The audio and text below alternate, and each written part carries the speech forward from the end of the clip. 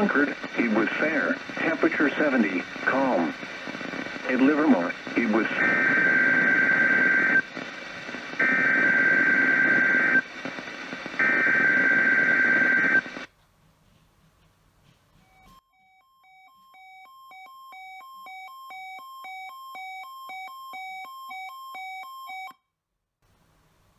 This is a test of the NOAA radio warning alarm and EAS signal. These signals are used to activate specially designed receivers when warnings or selected watches are issued for potentially dangerous weather situations. Tests of these receivers are normally performed each Wednesday between the hours of 11 a.m. and 12 noon.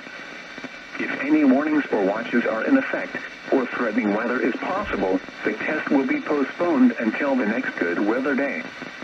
Again, this has been a test of the NOAA radio warning alarm and EAS signal. We now return to the regular broadcast cycle.